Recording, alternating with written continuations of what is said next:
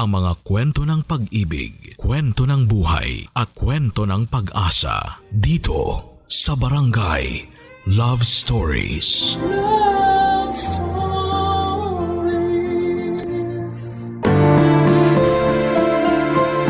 Ang hirap ng buhay ay isang topic na marami sa atin ang nakaka-relate. Ang buhay ay isang walang katapusang pakikibaka laban sa kahirapan at mga pagsubok na patuloy na sumusubok sa ating katatagan. Ikaw, ano ang kaya mong gawin para malabanan ang hirap ng buhay? Dear Papa Dudut, magandang araw po sa inyo at sa lahat ng sumusubaybay sa Barangay LS. Ang inyong programa ay ang kasama ko sa pang-araw-araw.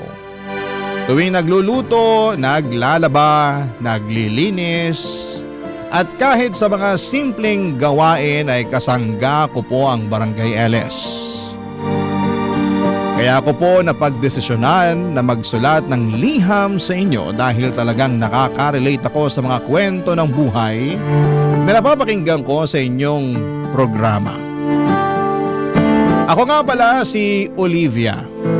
Pagdating naman po sa sarili ko ay hindi po sa pagmamayabang, pero madalas pong sinasabi ng iba na hindi daw halata sa aking itsura na mahirap ako. Ayon sa kanila, matangkad ako, maganda at maamo ang aking mukha. Pero ang hindi nila alam ay pinanganak at lumaki po ako sa isang maliit at magulo na barangay sa Tondo. Naranasan ko po ang buhay na kadalasan ay pagpag lang ang kinakain namin upang makatuwid sa pang-araw-araw. Pagpag po na siya ring hanap buhay ng aking mga magulang. Ako po ang panganay sa aming magkakapatid at dahil sa hirap ng buhay ay hindi po ako nakapagtapos ng high school. Marami po akong naranasan sa buhay na hindi ko naman ginusto. At hanggang ngayon ay naiisip ko pa rin minsan na unfair nga ang buhay. Kasi may mga tao na pinanganak na may kaya, samantalang kami ay salat na salat sa buhay. Salat na salat sa lahat ng bagay sa mundo. Habang lumalaki po ako ay aaminin ko po na napuno ako ng inggit. Tuwing nakikita ko ang mga kaedad ko na masaya at walang alalahanin. Habang ako naman ay rumaraket ng kung ano-ano para lamang makaraos. Isa po sa mga racket ko ay ang pakikipagunahan sa paghahanap ng pagpag sa madaling araw.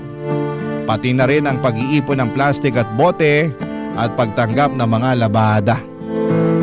Lahat po ng ito ay para lamang makaramdam ng kahit kaunting ginhawa sa buhay. Kaya po sobrang naaawa ko sa mga kapatid ko na parang nagiging tulad ko na rin. Nangangalakal para lamang makatawid. Minsan po ay naiisip ko kung ano ba ang kasalanan namin upang maranasan ang ganitong klase ng buhay. Pero kahit na ganoon ay hindi po ako tumigil sa pagharap sa mga hamon ng buhay. Hindi po sumagi sa isipan ko na maghanap ng regular na trabaho dahil wala po akong sapat na edukasyon. At hindi ko rin po kasi nakakamta ng tiwala sa sarili. Pero nagbago po ang lahat ng kinausap ako ng aming kapitbahay na nagtatrabaho sa isang restaurant. Sinabi po niya na naghahanap sila ng mga waitresses at gusto niya raw akong tulungan. Doon po ako nagkaroon ng lakas ng loob na subukan at sa kabutihang palad ay natanggap po ako bilang isang waitress. Ngunit habang nagtatrabaho po ako doon ay mas lalo kong naramdaman ang kawalan ng hustisya. Bakit kahit na anong sipag at overtime ko ay parang hindi ko pa rin nararamdaman na umaangat ang buhay ko. Kaya ang tanging bagay na ipinagpapasalamat ko na lamang po ay ang wala akong anak. Sa mga panahong yon ay naiisip ko po na kung sakaling mag-aasawa ko balang araw ay gusto ko na lamang po na may kaya sa buhay ang makakasama ko. Kasi sa dami ng mga pinagdaanan at feeling ko ay deserve ko na rin ang mabigyan ng marangya at magandang buhay. Pero nagbago po ang lahat nang unti-unti akong kinausap ng aming restaurant manager na si Miguel. Alam ko po na hindi ganun kayaman si Miguel, pero sa mga oras na nagkakaroon kami ng pagkakataon na mag-usap, ang pakiramdam ko po ay parang nawawalang lahat ng bigat sa buhay ko. Pero ni minsan po ay hindi ako naglihim kay Miguel. Sinabi ko sa kanya ang kagustuhan ko na makabingwit ng mas mayamang lalaki para makaangat sa buhay. Pero hindi ito naging sapat para tigilan niya ako sa kanyang pagpapakyut. Nang sinabi po sa akin ni Miguel na gusto niya akong ligawan, sobrang saya ko po. Pero nalilito din po ako. Kasi aaminin ko po na mahal ko siya pero pinipigilan ako ng kagustuhan ko na umangat sa buhay, Papa Dudut.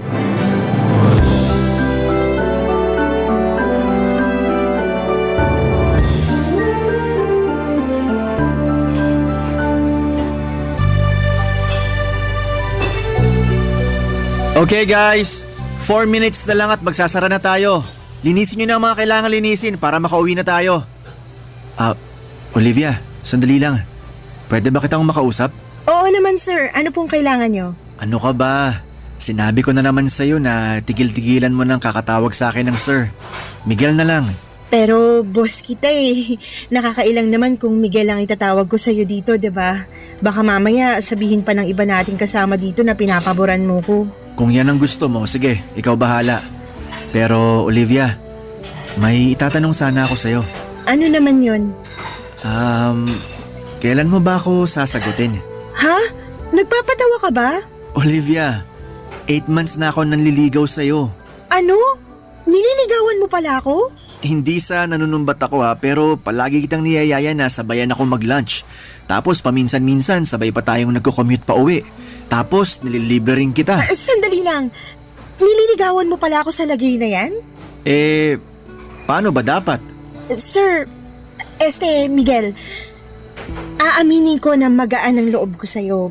Hindi ko naalala ang mga problema ko tuwing kinakausap mo ko at mas nagaganahan ako magtrabaho dahil sa'yo. Pero hindi na naman sikreto sa'yo yung priority ko sa buhay, 'di ba? Alin dun? Yung makapangasawa ka ng mayamang lalaki? Olivia naman, hindi lahat ng bagay ay nabibili ng pera. Madali lang para sa'yong sabihin yan kasi hindi mo naman naranasan yung nararanasan ko eh. Sawang-sawa na ako sa buhay ng isang kahig, isang tuka. Yung tipong kahit anong kayod ko, hindi pa rin ako umaasenso. Wala rin naman ako magagawa kasi hindi naman ako nakapagtapos ng pag-aaral. Tapos karamihan pa ng trabaho dito sa Pilipinas, naghahanap ng college graduate o di kaya college level. Sobrang swerte ko na lang talaga at nakapasok pa ako dito sa restaurant. Hindi naman mahalaga sa akin ang estado mo sa buhay eh. Kung bibigyan mo lang ako ng pagkakataon, pareho nating pagsisikapan ang mga gusto nating makamit sa buhay. Sasamahan at dadamayan kita sa hirap at ginhawa. Yun na nga eh, ayoko na ng hirap. Kota na ako dyan. Olivia, pinapangako ko sa'yo na hinding-hindi mo pagsisisihan kung sasagutin mo lang ako. Hayaan mo naman na ipakita ko sa'yo kung gaano ka kahalaga sa akin. Alam mo, ikaw ang kulit mo rin, no? Sa totoo lang, napakalaking achievement para sa akin tong ginagawa ko ngayon.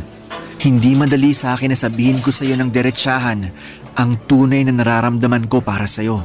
Pero teka lang, ang hindi ko lang talaga kasi mag-get sa'yo, kung paano mo ko nakukuhang ligawan, alam mo naman na napaka-ambitious ako at yung kagustuhan ko na makakuha ng lalaki na ibibigay sa akin lahat-lahat, diba? Bakit? Paano ka nakakasiguro na hindi ko kayang ibigay sa iyo ang lahat? Hindi nga ako kasing yaman ng mga lalaking matagal mo nang inaasam. Pero isa lang ang masisiguro ko sa iyo. At yun ay ang iparamdam sa iyo araw-araw na mahal kita. Di ko na nga lang alam kung manhid ka o nagtatanga-tangahan ka lang. Tanga na kung tanga, pero wala eh. Talagang nahulog na ang loob ko sa iyo. At ganun rin naman ako sa'yo sa totoo lang. Siguro kung iba lang ang estado ko sa buhay, matagal na kitang sinagot eh. Pero wala eh. Yung makabingwit ng mayamang lalaki na lang talaga ang pag-asa ko para makabangon sa buhay na to. Olivia, makinig ka. Hindi mo kailangan ng mayamang lalaki para makamit mo ang buhay na matagal mo nang pinapangarap para sa sarili mo at sa pamilya mo. Ang kailangan mo ay isang lalaki na handa kang ipaglaban at mamahalin ka ng tunay sa kahit anong pagsubok ng buhay. At handa akong ipakita sa'yo na ako ang lalaking yun.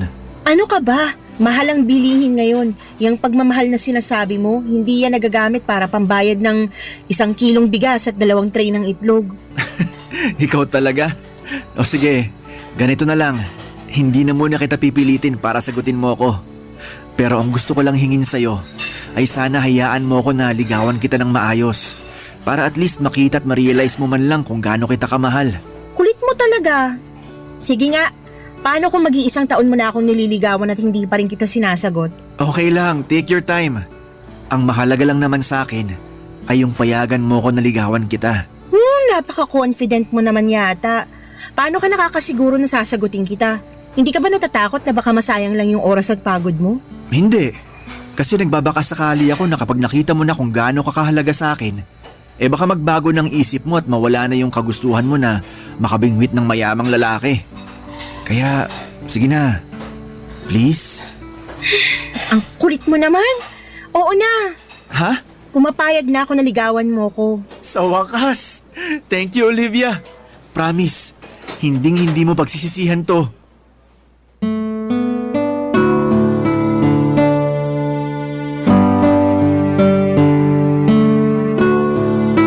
Sobrang kulit ni Miguel noong araw na yon, Papa Dudut.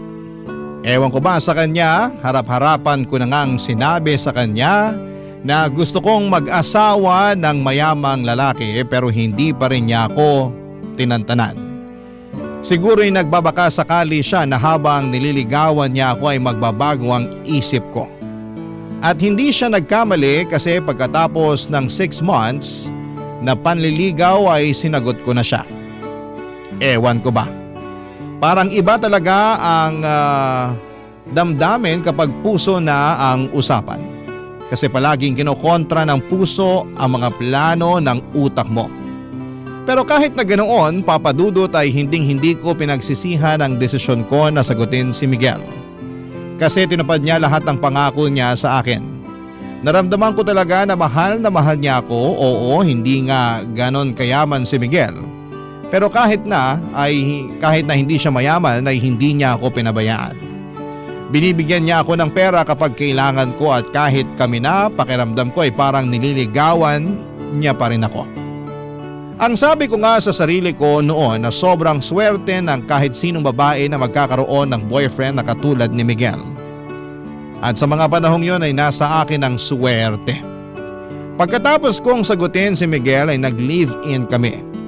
Si Miguel ay umuupa siya ng maliit na studio type apartment at aaminin ko, kahit maliit lang yon, malaking upgrade na yon kumpara sa bahay namin sa Tondo na butas-butas at baka matitibag na sa susunod na bagyo.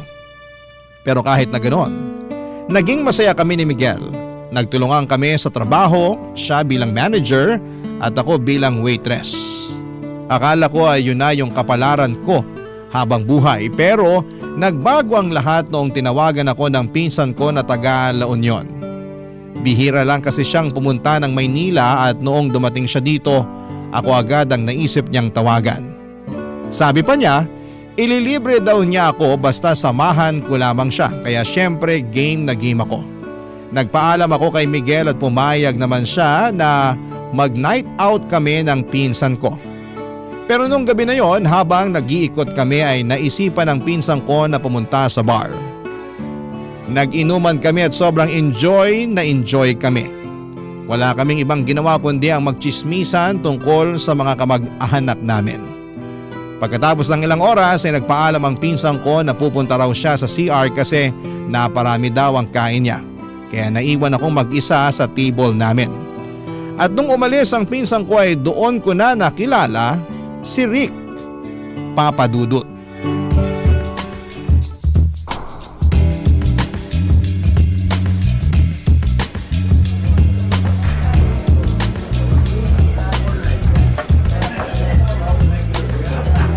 Hello, miss. Umalis na ba yung kasama mo? Ha? Sino ka? I'm sorry. Ako nga pala si Rick. Actually, kanina pa kita pinagmamasdan at gustong kausapin. Pero hindi nga lang ako makatsyempo kasi nandito yung kasama mo kanina. Pinsan ko yon, pumunta lang ng CR yon pero babalik din yun dito maya-maya. Teka lang, sino ka ba? Ba't mo ko kinakausap? Anong kailangan mo sa akin? Miss, relax ka lang. Ang dami mo namang tanong. Sino ba naman ang hindi magtataka at mapapatanong? Bigla-bigla mo na lang akong kinakausap. Wow, mas maganda ka pala sa malapitan. Layuan mo nga ako, hindi kita type. Hindi na ako magpapaligoy-ligoy pa. Nagagandahan ako sa'yo, tapos sobrang sexy mo pa. Tipo ko yung mga babaeng katulad mo. I'm sorry, pero may... Teka lang, ba't ba ako nag-i-explain sa'yo? Pag sinabi kong layuan mo ko, ganun lang kasimple yun. Matuto kang tumanggap ng rejection. Ang pangit-pangit mo pero ang lakas ng loob mo ha. Diyan ka na nga. 20,000 pesos. Ha? 20,000 pesos para makasama kita ng isang buong gabi. Ano akala mo sa akin, pok-pok? Aanhin ko naman yung 20,000 mo. Sa itsura mo pa lang mukhang may nakakahawa ka ng sakit. Wala akong balak na mag-staycation sa ospital kaya maiwan na kita dyan, okay? Wala akong nakakahawang sakit. Miss, paano kung sabihin ko sa'yo na gusto kitang maging sugar baby? Sugar ano? I see. Hindi mo alam ang ibig sabihin ng sugar baby. Ipapaliwanag ko sa'yo ng maayos. Bibigyan kita ng pera from time to time. Kumbaga parang allowance. As long as gagawin mo yung mga ipapagawa ko sa'yo. Hindi lang 20,000 ang kaya kong ibigay sa'yo. Basta gawin mo lang lahat ng gusto ko. Teka lang. Kung sakasakali, ano naman yung ipapagawa mo sa akin? Anong kapalit?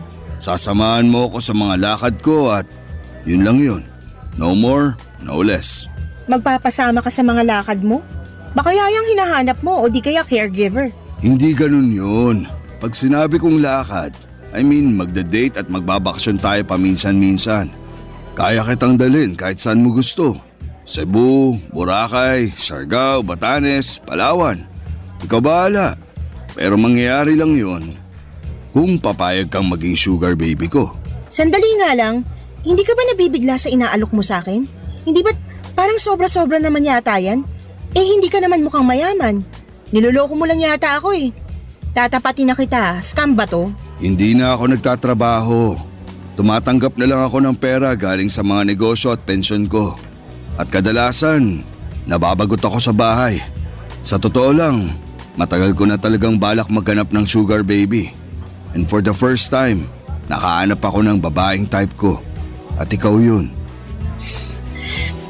Kung ganon, sige na, pumapayag na ako.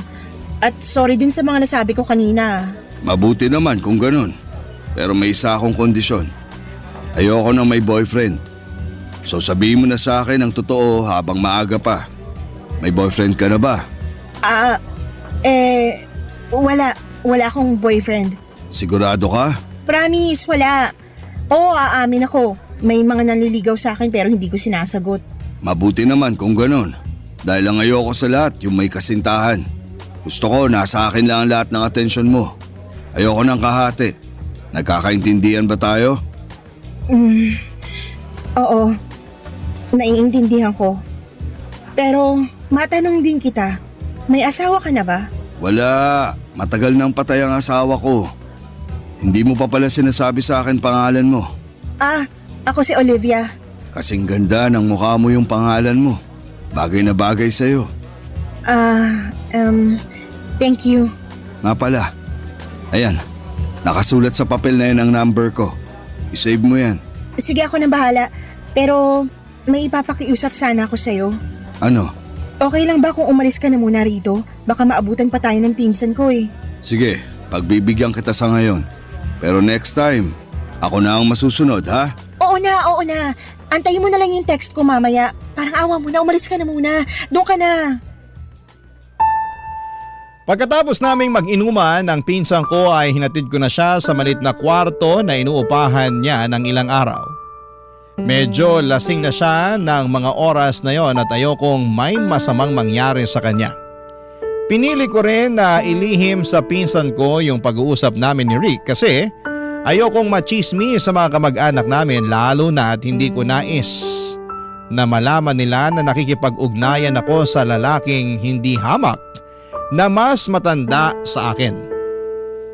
May tiwala naman ako sa pinsan ko pero mas mabuti na yung siguradong walang isyo o problema.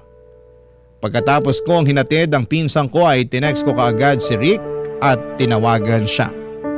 Sinundo niya ako at pumunta kami sa isang mamahaling hotel kung saan kami nagtalik. Pagkatapos noon ay binigyan niya ako ng malaking halaga ng pera. Alam ko, sinabi ko noon na matagal ko ng pangarap na magkaroon ng mayamang lalaki na magbibigay sa akin ng mga bagay na gusto ko. Pero hindi ko rin akalain na ganito pala ang pakiramdam. Mahirap pala yung pakiramdam ng pinipilit mong makisama sa isang tao kung wala ka naman talagang nararamdaman para sa kanya. Nasilaw ako sa pera. Kasi sa unang pagkakataon ay nabibili ko na mga bagay na matagal ko nang inaasam.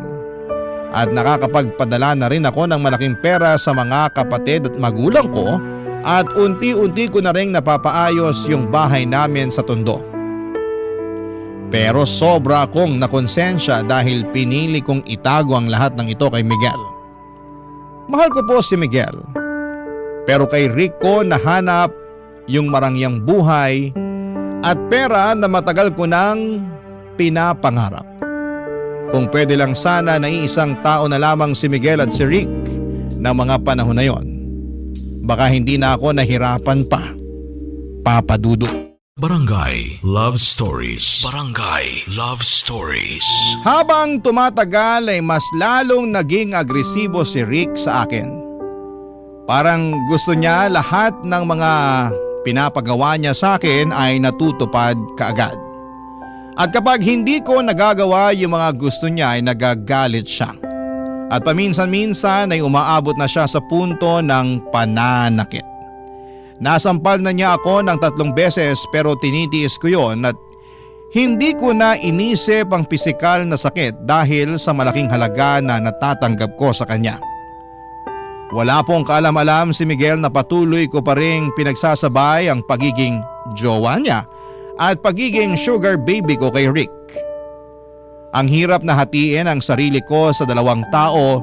Si Miguel mabait pa rin siya sa akin as usual at habang tumatagal ay mas lalo akong nahuhulog sa kanya. Wala akong problema sa kanya at talagang ramdam ko ang pagmamahal niya sa akin. Pero itong si Rick, siya yung sobrang nakakainis na at nakakasakal. Para bang hindi ko na siya kayang respetuhin dahil sa ugali niyang hindi na maipaliwanag. Mayaman nga siya pero mabilis magalit. Sa totoo lang, yung gwapo lang sa kanya ay yung wallet niya lang. Yung mukha at ugali niya parehong pangit.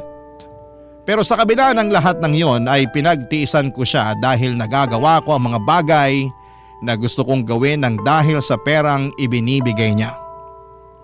Pero paminsan-minsan ay nawawalan ako ng gana na replyan si Rick kaya't hindi na rin nakapagtataka na nagagalit siya. Pero isang araw ay umuwi ako kaagad pagkatapos ng shift ko habang si Miguel naman ay nag-overtime. At pagka-uwi ni Miguel sa apartment namin nawindang ako sa nakita ko. Puno ng pasa ang mukha ni Miguel. Ang takot at guilt na naramdaman ko ay hindi ko kayang ilarawan. Dito ko lang na-realize kung gaano kalaki yung problemang ginawa ko nung ikinuwento na sa akin ni Miguel ang lahat-lahat, Papa Dudut.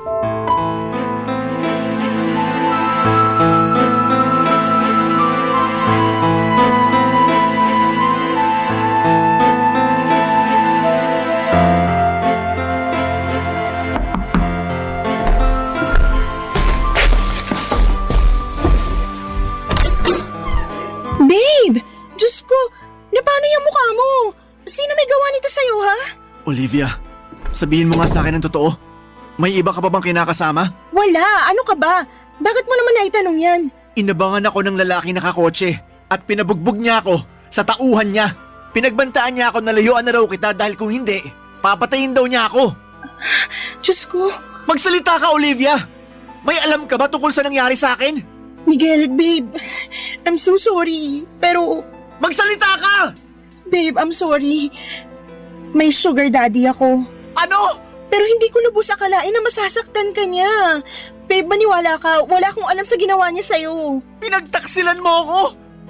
Nagpakababa ka para lang makuha mo yung mga luhong matagal mo nang inaasam-asam? Grabe ka naman, Miguel. Ang sakit mo naman magsalita. Tapatin mo nga ako. Minahal mo ba talaga ako? Mahal mo ba talaga ako? Oo, mahal kita, Miguel. Kung ganun, paano mo nagawa sa akin to? Kulang pa ba yung sakripisyong binibigay ko sa'yo? Kulang pa ba yung pagmamahal ko para sa'yo, ha? Wala akong nilihim sa'yo simulat sa pool, Miguel. Matagal mo nang alam yung kagustuhan kong umasenso man lang sa buhay. Oo, alam ko! Alam na alam ko yan! Kaya nga ako nasasaktan eh! Kasi umasa ako na balang araw magiging sapatin sa'yo ang pagmamahal na binibigay ko. Ano bang kulang sa akin, Olivia, ha? May nagawa ba akong kasalanan sa'yo para saktan mo ako ng ganito? Wala! Alam kong mahal mo ko at nararamdaman ko yun. Pero sa tingin ko panahon na siguro para Para ano? maghiwalay tayo. Miguel, baka tuluyan ka na niya pag nalaman niya na hindi pa kita hinihiwalayan. Ano? Hindi. Olivia, babe, wag mo akong hiwalayan, please lang. Makinig ka sa akin, ha? Puputulin mo na ang ugnayan mo sa lalaking yun at magpapakalayo na tayo.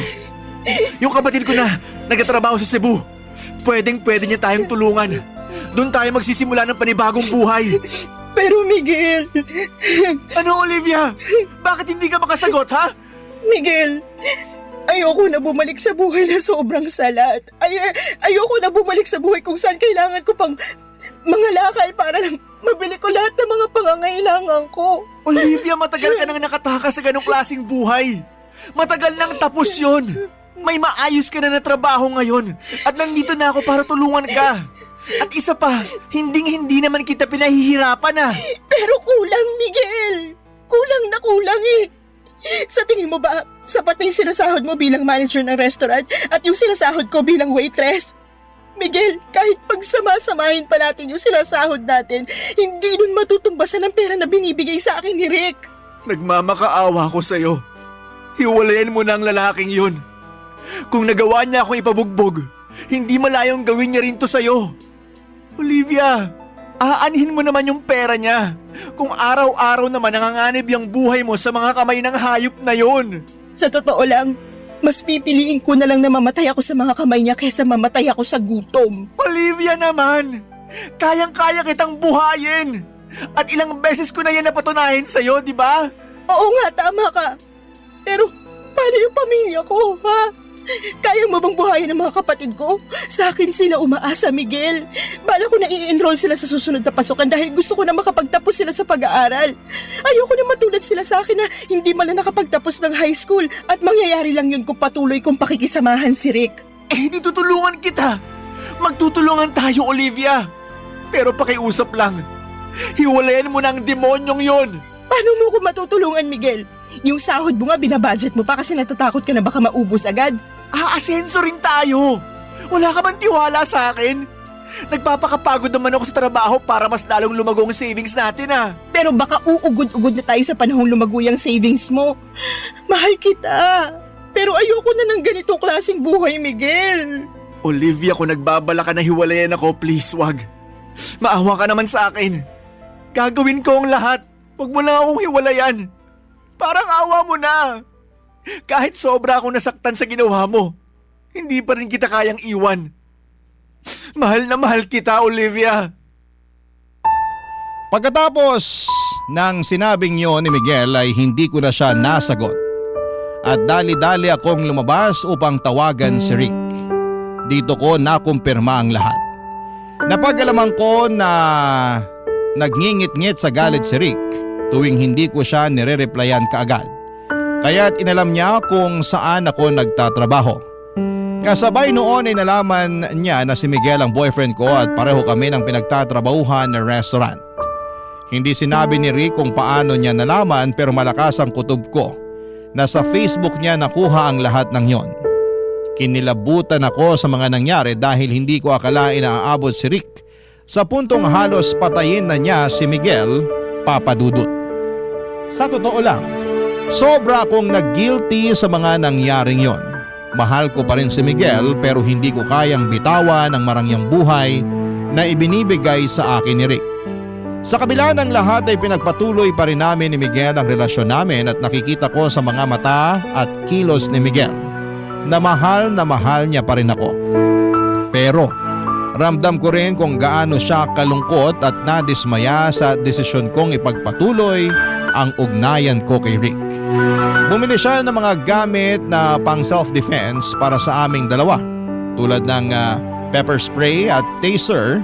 Kitang-kita ko kung gaano siya ka-traumatize at sa mga panahong yon ay hindi ko matanggap na siya pa ang nagkakaroon ng ganitong takot at pangamba dahil lamang sa mga naging desisyon ko. At sa takot ko na baka balikan ni Rick si Miguel ay nagsinungaling ako at sinabi ko kay Rick na hindi na ako makikipagkita kay Miguel at mukhang naniwala naman siya. Para makabawi ako kay Miguel ay binilhan ko siya ng mga paborito niyang gamit, mga bagay na sa tingin ko'y magpapasaya sa kanya kahit papaano. Pero hindi niya tinanggap ang mga ito, siguro dahil alam niya na pera ni Rick ang pinambili ko dito. Patuloy pa rin siya sa pagkumbinsi sa akin na sumama sa kanya sa Cebu para makapag-umpisa kaming muli at makalimutan naming pareho ang lahat ng mga nangyari. Pero nag-alinlangan ako na pumunta ng Cebu kasi kahit mahal ko si Miguel, ay naibibigay naman ni Rick sa akin lahat ng gusto ko dito sa Maynila. At hindi ko alam noon ay may isa pang mangyayaring mas mahirap at mas masakit pa kesa sa lahat ng ito. Ang mga desisyon ko ay magdudulot pa ng mas malalim na sugat sa aking puso at buhay. At hindi ko pa noon alam kung paano ko haharapin ang mga pagsubok na darating sa akin, Papa Dudut.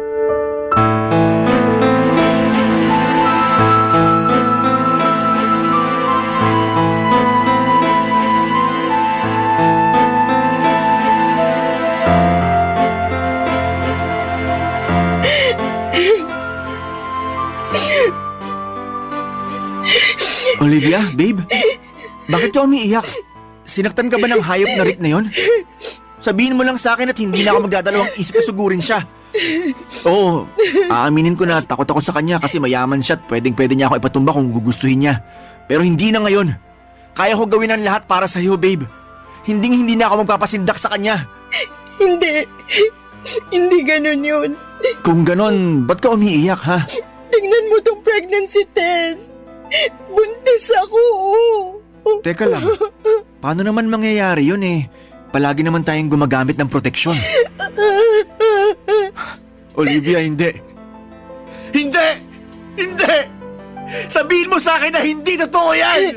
Miguel, babe, I'm sorry. Pero kasalanan to ni Rick eh.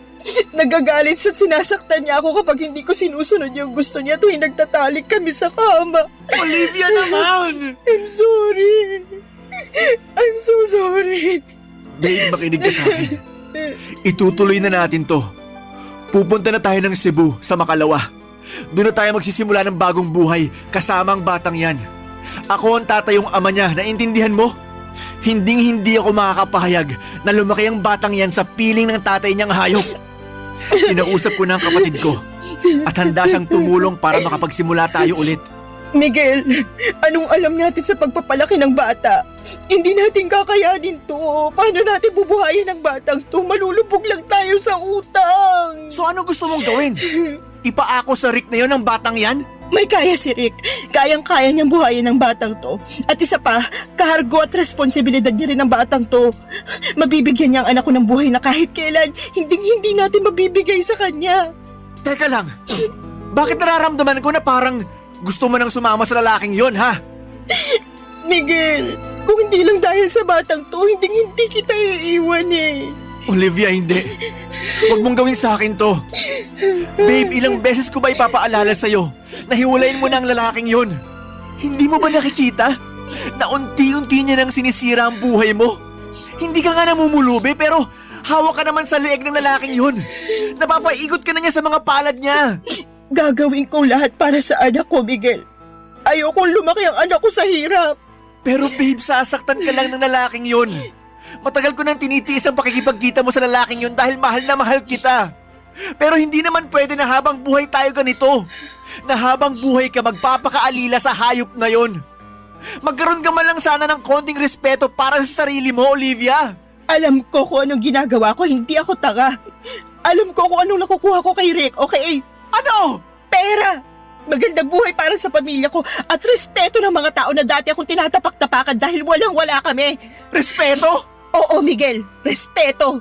Respeto sa'yo? O sa pera mo? Alam mo, Miguel, kung ikaw gusto mo maging mahirap habang buhay, gawin mo. Magiging masaya pa ako para sa'yo at hindi kita pipigilan. Pero eto lang ang ipapaalala ko sa'yo, ha. Wala kang karapatang husgahan ako kung gusto kong yumaman. Oo, Olivia. Hindi nga ako kasing yaman ni Rick. Pero kahit kailan, hindi ko ibebenta ang pagkatao ko. Ang kapal ng mukha mo. Alam mo kung anong problema mo? Hindi mo na alam ang ibig sabihin ng totoong pagmamahal.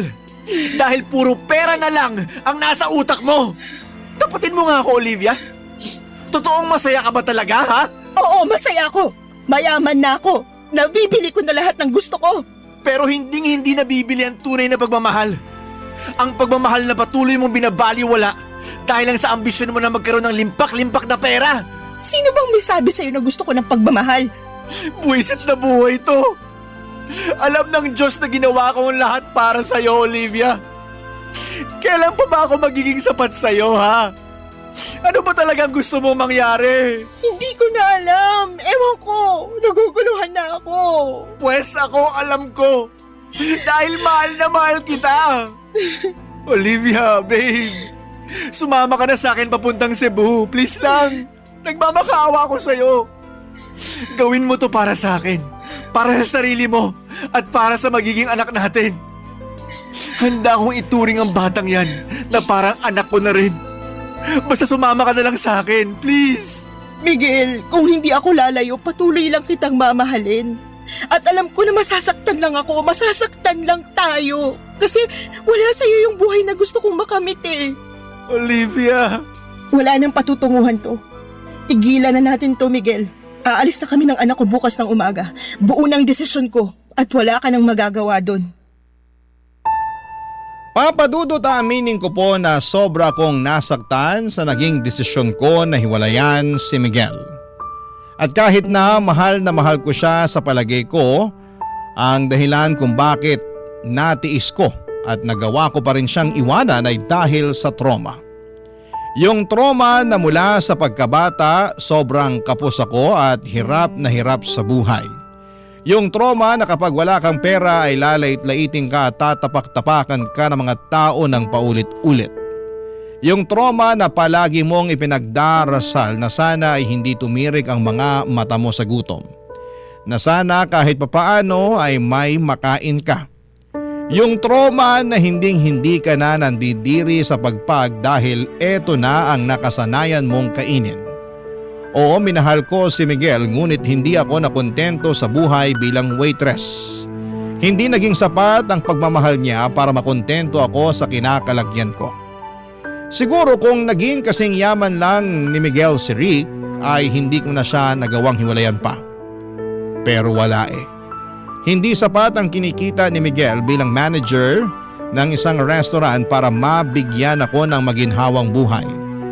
At ako naman ay pagod na sa pagiging silbidora. Kung sakali man na sasama ko kay Miguel papunta ng Cebu ay ganon pa rin ang mangyayari. Kakailanganin ko pa rin na magtrabaho para lamang matustusan ang pang-araw-araw namin lalo na ngayon na may anak na ako. Siguro po noong gabing hiniwalayan ko siya ay sobra akong nataranta dahil napag-alaman kong buntis ako. Sobrang daming tanong ang bumabagabag sa isipan ko ng mga panahong yon. Ang paulit-ulit na tumatakbo sa isip ko noong mga panahong yon ay kung paano ko mabibigyan ng magandang buhay ang magiging anak ko. Ang nasa isip ko lang noon ay bahala na kung saktan ako ni Rick. Basta maging maayos lang ang buhay ng anak ko. Ayokong ipalaglag ang bata at mas lalong ayoko na mabuhay siya na nakakaranas ng hirap na naranasan ko. Ayoko siyang lumaking salat sa buhay. Yan po ang naging dahilan kung bakit nagawa kong iwan si Miguel. Noong madaling araw po ay tahimik akong lumabas ng apartment ni Miguel, dala ang isang malaking maleta at tinawagan ko si Rick. Sinabi sa akin ni Rick na may kondo siya sa Taguig at doon ko raw siya i-meet. Nang mga oras na yon ay hindi na ako nagdalawang isip pa. naglaho ako na parang bula sa buhay ni Miguel. Pinanindigan ko na ang desisyon kong tuluyan na siyang iwanan at sumama kay Rick. Sa mga sandaling yon ay hindi ko alam kung ano ang magiging kinabukasan ko. Ngunit isang bagay lang ang sigurado ako. Gagawin ko po ang lahat para sa magiging anak ko, Papa Dudut. Barangay Love Stories. Barangay Love Stories. Pinatuloy ako ni Rick sa kondo niya sa Taguig at doon ko sinabi sa kanya na buntis ako at kailangan ko ng magandang lugar na matutuluyan. Nakita ko sa mga mata ni Rick kung gaano siya kasaya sa mga sinabi ko sa kanya. Hindi ko maiwasang mapansin na parang isang malaking bigat ang nawala sa kanya. Buong akala ko ay magagalit siya na buntis ako pero hindi at mas lalo pa siyang natuwa. Nang mga panahong yon ay hindi ako nagsisi sa desisyon kong iwanan si Miguel. Siguro ay marami sa mga kabarangay natin ang magagalit sa ginawa ko at marami sa kanila ang baka magsabi na boba, gaga o mukhang pera ako at malamang ay hindi nila ako maintindihan. Pero aminin na po natin na sobrang hirap na ng buhay ngayon. Yung 1,000 pesos ay bihira ng umabot ng 3 araw. Kung ang mga college graduate nga ay nahihirapan na maghanap ng trabaho o nagtitiis sa trabaho na hindi kalakihan ng sahod, paano na lamang ang katulad ko na hindi man lang nakapagtapos ng high school? Uulitin ko, sobrang hirap ng buhay ngayon. Kahit mga trabaho tulad ng pagiging janitor ay hinahanapan na ng high school diploma. Kaya noong mga panahong yon ay ginawa ko na lang ang tingin kong praktikal at makakabuti para sa anak ko. Gusto ko lang na mabigyan siya na maginhawang buhay at hindi ko ginusto na mabuo ang anak ko pero andito na to. At kahit kailan ay hindi sumagi sa isipan ko ang ipalaglag siya. Ang tanging magagawa ko na lamang ay ang magsakripisyo para sa kabutihan ng anak ko. At ang sakripisyong yon ay ang tuluyan ng iwanan si Miguel para kay Rick. Nang gabing yon nang pumunta ako sa kondo ni Rick sa Taguig ay halos hindi na kami nakatulog dahil pinag-uusapan na namin ang mga susunod na hakbang sa buhay namin. Tinutok namin ang mga plano para sa hinaharap lalo na ngayon at dala-dala ko na ang anak namin ni Rick.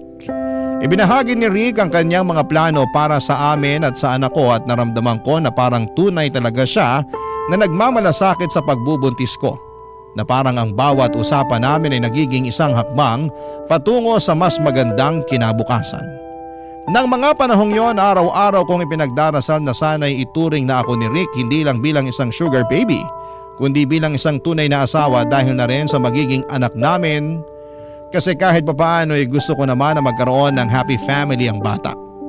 Oo, aaminin ko na di hamak na mas gwapo si Miguel kay Rick pero ewan ko ba, Papa Dudut. Habang tumatagal ay nawala na ako ng pakialam sa itsura ni Rick. Ang nagagawa nga naman ng pera. May kakaibang epekto ito sa tao. Sa puntong hindi mo na alam kung ano ang totoo at kung ano ang tama.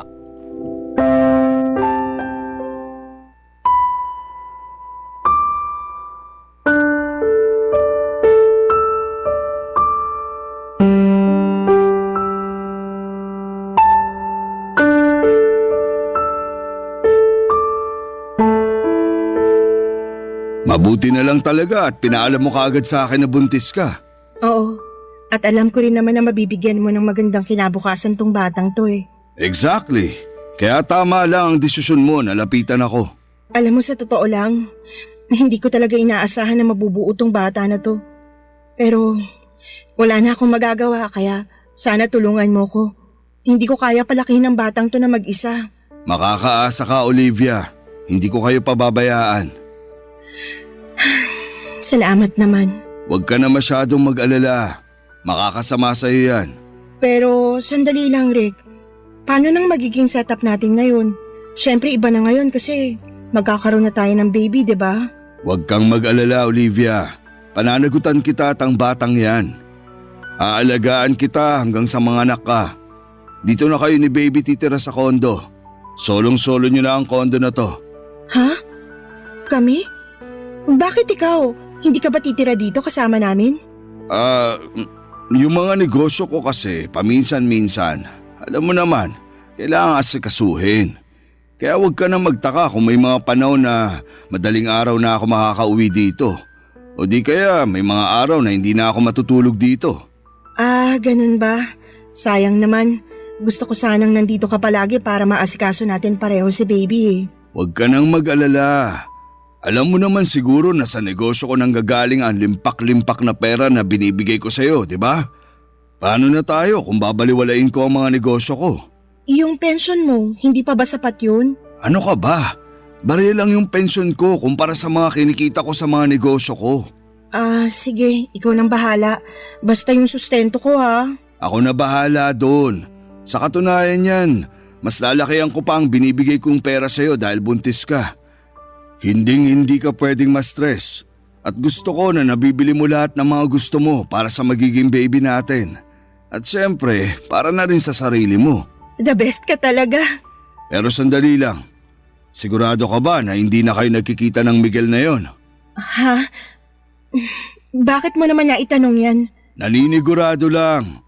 Kasi sa susunod na makita ko pa yung lalaki na yan na aaligid-aligid sa'yo, hindi na ako magdadalawang isip na tuluyan yon. Sinasabi ko sa'yo. Ano ka ba naman, Rick? Matagal na kaming tapos ni Miguel. Simula nung ipabugbog mo siya, hindi ko na siya nilapitan at agad-agad na ako nakipaghiwalay sa kanya. Siguraduhin mo lang, Olivia. Kasi kapag nalaman ko na nagsisinungaling ka, tatamaan ka sa akin. Ito naman sobrang seloso. Promise, kahit tingnan mo pa tong cellphone ko, wala kang makikita na kahit ano tungkol kay Miguel kasi matagal na kaming wala. Mabuti naman kung ganon. Ay, wag na nga natin pag-usapan yun. Nandito na ako, 'di ba? Sayong-sayo na ako. Tulad ng matagal mo nang gusto. Teka lang, saan ka nga pala tumutuloy nung naghiwalay kayo ng Miguel na yon? Pinapangako ko sa'yo, Olivia. Tatamaan kayo pareho ng lalaking yun sa akin kapag nalaman ko na niloloko mo lang ako. Ano ka ba? Oo sige, aaminin ko. Kay Miguel ako tumitira nung kami pa. Pero nung naghiwalay na kami, doon na ako sa pinsan ko sa Novaliches nakikitira. Siguraduhin mo lang na totoo yung mga sinasabi mo. Dahil ang ayoko sa lahat, yung pinaglalaruan ako. Payakap nga. Eto naman sobrang seloso. Pinapangako at sinisiguro ko sa'yo na hindi na kita bibigyan ng rason para magselos pa. Sige na, okay na. Naniniwala na ako sa'yo. Nga pala. Oh, etong allowance mo. 40,000? Para saan to? Kung dati, once or twice a week lang kita binibigyan ng pera, pues ngayon masanay ka na araw-araw na kitang bibigyan ng pera. Iba na ang sitwasyon ngayon. May anak na tayo at gaya nga ng sinabi ko, ayokong nasistress ka. Ibang klase ka talaga.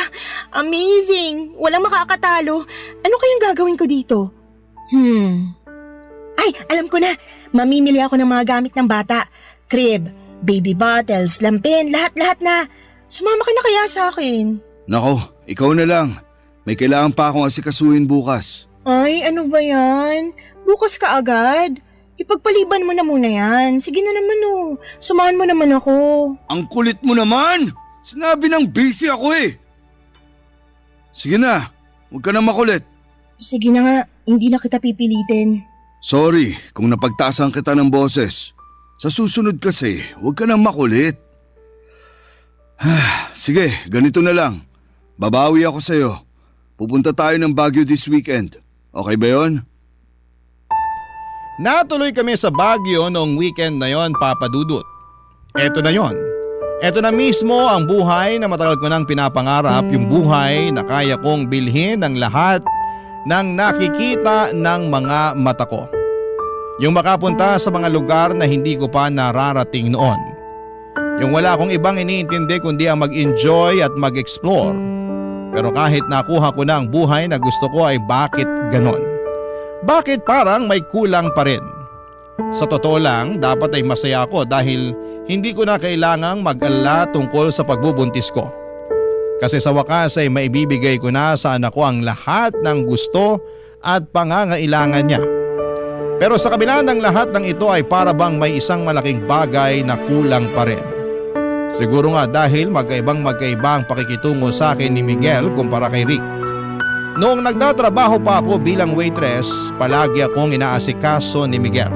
Siya pa yung nagluluto ng almusal namin at siya rin ang naglilinis ng bahay para hindi na ako mapagod. Samantalang si Rick ay palaging wala sa kondo at ang ginagawa lang niya ay ang magbigay sa akin ng pera. Sa totoo lang, nagsimula na akong makaramdam ng pagkabagot. Wala akong ibang makausap sa kondo kundi ang sarili ko. Lagi na lamang ako nanonood ng TV o nagsiselfone pero ng mga panahong yon. Okay na rin sa akin na wala si Rick sa kondo kasi sabi niya, inaasikaso raw niya ang mga negosyo niya. Kung wala nga ang mga negosyo na yon, hindi rin ako mabibigyan ng malalaking halaga ng pera kaya okay na lang sa akin.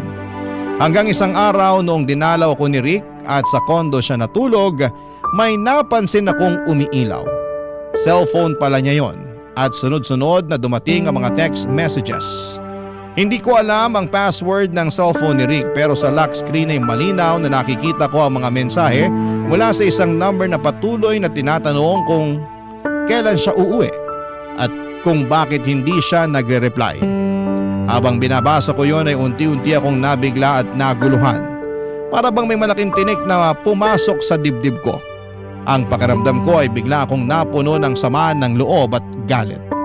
Sa sobrang pagkabigla ko ay hindi ko na napigilan ang sarili ko at hindi ko na pinagpabukas pa ang kumprontahin siya tungkol dito. Dumulog ako sa kanya ng diretsyo kahit pa may takot at pangambang baka masaktan ako ni Rick sa gagawin kong pagkumpronta sa kanya, Papa Dudut.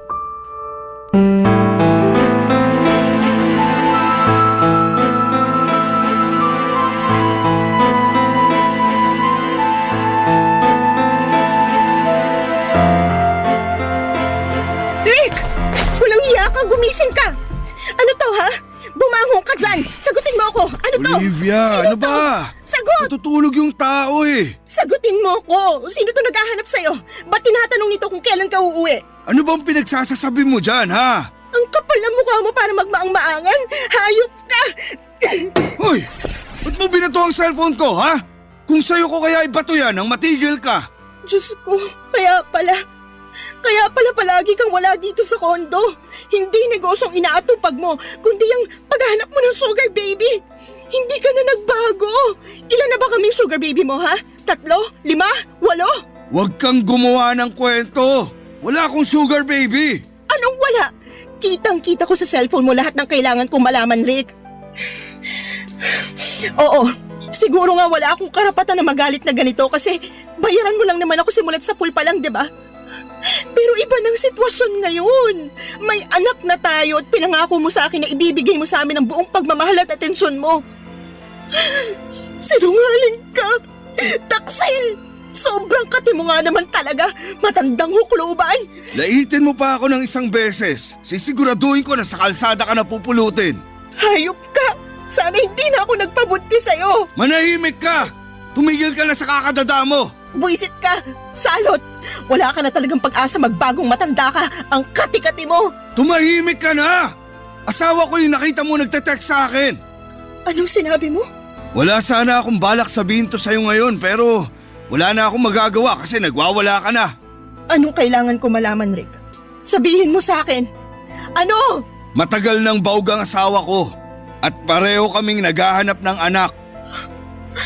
Ano ibig mo sabihin? Sinadya ko talaga na buntisin ka noon dahil matagal ko ng plano na kunin niyang bata sa'yo pagkapanganak mo. Hindi. Ayoko. Hindi mo makukuha sa akin ang bata. Hayop ka. Niloko mo ako. Pinlano mong lahat ng to. Wala kang kasing sama. Hoy Olivia, pareho lang tayo. Ginamit mo lang rin ako dahil sa pera ko. Wala tayong pinagkaiba. Wala akong pakialam. Hindi mo makukuha sa akin ang bata. At saan mo palalaki ng batang yan, ha? Sa squatters kasama ng mga iba pang pulubi.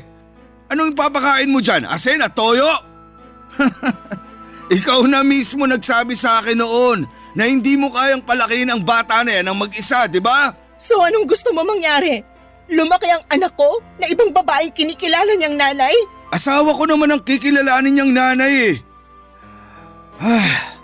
Hindi ko pa sana sasabihin sa'yo to eh. Pero andito na to, kaya dediretsuhin na kita. Willing akong magbayad ng malaking halaga. Basta ipaampon mo lang sa akin ang bata pagkapanganak mo. Ano? Hindi. Hindi ako makakapayag. Alam ba ng asawa mo tong mga pinagagagawa mo, ha? Wala siyang alam at hindi niya na kailangang malaman pa. Paano kung sabihin ko sa asawa mo tungkol sa atin, ha? Ang kapal ng mukha mo para lokohin ako ng ganito? Sige, gawin mo. Pag nalaman ng asawa ko ang tungkol sa atin, masisira ka rin. Ibubunyag ko sa lahat na ikaw ang naging kabit ko. At kapag nagdemanda siya, madadamay ka. Kung gusto mong sirain niyang buhay mo, sige, gawin mo. Magsumbong ka. Ang kapal ng mukha mo para magalit nung natuklasan mo yung tungkol sa amin ni Miguel. Sinabi mo sa akin noon na wala kang asawa. 500,000. Ano? Ipaubaya mo na yung anak mo sa amin ng asawa ko pagkapanganak mo. At bibigyan kita ng kalahating milyon. Hindi. Ang kapal ng mukha mo. Ayoko. Manigas kang hayop ka. Kaya ko pang dagdagan yan kung gusto mo. Ako ang tunay na ama ng batang yan. At handa ako magbayad ng malaking halaga para mapasamin siya. Alam mo, awang-awa ako. Hindi sa'yo kundi sa asawa mo. Hindi niya alam na may asawa siyang manloloko at maduming maglaro. Kasing dumi ng pagmumukha mo. Ang totoo niyan, matagal na ako nagdidiri sa'yo eh. Duming-dumi ako sa sarili ko tuwing hinahalikan mo ko. Pinakisamahan lang kita ng dahil sa pera mo. Eh di inamin mo rin. Inamin mo rin na wala tayong pinagkaiba. Kaya sige na, pumayag ka na. Ibigay mo na sa akin yung batang yan pagkapanganak mo. Manigas ka! Wag na wag mo akong susundan. Maghanap ka ng ibang lolokohin mo. Nagmukha lang akong matapang ng gabing yon, Papa Dudut, pero ang totoo niyan ay sobra akong natakot kaya dali-dali akong umalis. Malakas din ang loob ko noon kasi alam kong hindi makakapag-iskandalo si Rick. Maraming tao sa kondo na yon at kung gusto ko ay pwede ko siyang ipakaladkad sa mga guard sa ibaba kung may gagawin siyang masama sa akin, Papa Dudut. Pagkatapos noong araw na yon ay hindi na ako nagparamdam kay Rick. Tinapon ko yung SIM card ko at bumili ako ng bago. Gaya ng sinabi ko ay hindi ko inaasahan na magkakaroon ako ng anak kay Rick. Pero habang unti-unti ko nang nararamdaman, ang bata sa tiyan ko ay parang unti-unti na rin siyang napamahal sa akin. Kaya naman sobrang gulat at galit ko noong nalaman kong may asawa na pala si Rick at may balak pa siyang kunin sa akin ang bata pagkatapos kong manganak. Mabuti na lamang at natuklasan ko ang lihim ni Rick kasi kung hindi ay baka kung ano pa ang nangyari sa akin at sa anak ko. Hindi ko kakayanin na malayo sa anak ko. Bumalik ako sa bahay namin sa Tondo at mabuti na lamang talaga at hindi ko sinabi kay Rick yung tungkol sa bahay namin noon. Kasi kung hindi baka nasundan na niya ako noon. Nagulat sila mama, papa at mga kapatid ko noong sinabi ko sa kanila na buntis ako. Ikinuwento ko sa kanila lahat ng pinagdaanan ko at sobrang naaawa sila sa akin at tinanggap pa rin nila ako. Ngayon ay nagtatrabaho na ako bilang cashier sa isang maliit na grocery store na malapit lang sa bahay namin. Pinapaaral ko na rin ang mga kapatid ko at dalawa sa kanila ay nasa high school na at yung dalawa naman ay senior high na. Opo, aaminin ko na naging mahirap. Pero mabuti na lang at mabait yung boss ko dahil pinapahiram niya ako ng pera paminsan-minsan. Sina nanay naman po ay tumigil na sa pagtitinda ng pagpagat sa awa ng Diyos. May maliit na sila na karinderya at pinagtutulungan na lang namin yung pambayad at tuition fee ng mga kapatid ko. Sa ngayon ay ako po ay isang single mom at may 5 taong gulang na baby boy. Sobrang cute niya at halatang hindi nagmana sa tatay. Tinutulungan din po ako nina mama at papa sa pagpapalaki sa kanya. Kahit wala na sa akin ang buhay na puno ng luho o di hamak na mas masaya at mas may peace of mind naman ako sa ngayon. Napag-alaman ko din na isang news article na nasangkot si Rick sa isang networking scam at nakulong. Napaisip nga din po ako na baka yung perang binibigay niya sa akin noon ay hindi galing sa negosyo kung hindi ay galing sa networking scam. Pero wala na akong balak alamin dahil ayoko na maging parte ng buhay ni Rick. At wala rin po akong balak na ipakilala sa kanya ang anak ko. Tungkol naman po kay Miguel ay naisipan ko siyang i-stalk sa Facebook at napag-alaman ko na nasa Cebu na siya sa ngayon na tumitira at nagpakasal na siya sa girlfriend niya last year. Naiiyak ako ng sobra noong nalaman ko yon. Ang napagdesisyonan ko na lamang ay i-block siya sa Facebook kasi punong-puno ako ng panghihinayang at pagsisisi tuwing nakikita ko siya sa cellphone ko. Sa ngayon ay nagbabalak na ako mag-enroll at maging working student sa susunod na pasukan. Susubukan kong makapagtapos man lang ng high school dahil napagtanto kong mahalaga ang edukasyon upang magkaroon ng magandang buhay na hindi umaasa sa iba. Marami po akong pinagsisihan sa mga naging desisyon ko hanggang ngayon. Ngunit patuloy ko pong lalabanan ang mga pagsubok at magsusumikap para sa mas magandang kinabukasan namin, ng anak ko at ng pamilya ko. Nais ko po sanang magpasalamat sa pagbibigay ninyo ng opportunity na maibahagi ko sa inyo ang kwento ng buhay ko. Patuloy niyo po akong magiging number 1 na supporter. Maraming salamat po sa inyo, Papa Dudut, ang inyong forever kapuso at kabarangay, Olivia. Barangay Love Stories. Barangay Love Stories. Kwentuhan naman tayo dito sa comment section. Nagustuhan ng iyong napakinggan? Ituloy yan via live stream sa www.gmanetwork.com/radio.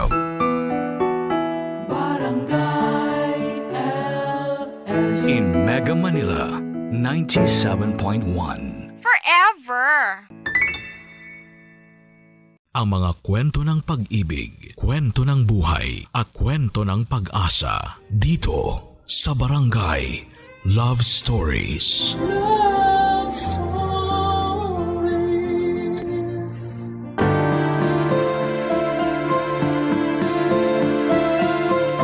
Ang tunay na pagkakaibigan ay higit pa sa simpleng tawanan at kwentuhan. Ang tunay na pagkakaibigan ay yung tipong kahit tahimik ka, ramdam mo ay may kasama ka. Ikaw, kabarangay, sino ang taong itinuturing mong tunay na kaibigan? Dear Papa Dudut, magandang araw po sa inyo at sa lahat ng taga-subaybay ninyo. Ako nga pala si David, matagal mo na akong fan sa Barangay LS at ngayon ko lamang po naisip na ibahagi sa inyo ang kwento ng buhay ko. Sana po ay mapili ninyo ang sulat ko at mabigyan ako ng pagkakataon na maibahagi ang espesyal na tao na naging bahagi ng buhay ko. Ang kwento ko po ay tungkol sa akin at sa matalik kong kaibigan na si Kay. Simula pa nung elementary at high school ay halos araw-araw na kaming magkasama at solid talaga ang samahan namin. Nang nag-college kami ni Kay ay pareho kaming nagdesisyon na kumuha ng iisang kurso at masaya akong sabihing sabay din kaming nakapagtapos. At hindi lang yun. Pareho rin kaming napunta sa isang kumpanya pagkatapos ng college. Para sa akin, si Kay ay higit pa sa kaibigan at parang pamilya na rin. Lagi kaming magkasama sa saya at pati na rin sa mga panahong malungkot at mahirap. Palagi siyang nandyan para makinig, umalalay at pasayahin ako sa mga araw na kailangan ko siya. Isa sa mga hindi ko malilimutang pangyayari ay noong isang araw habang papunta ako sa trabaho ay nasagasaan ako ng motor at na ospital. Akala ko talaga noon ay katapusan ko na. Pero ang kinagulat ko ay bakit si Kay ang unang nakaalam ng nangyari sa akin. Samantalang wala pa akong tinatawagan ni isa para sabihin ang nangyari sa akin, Papa Dudut.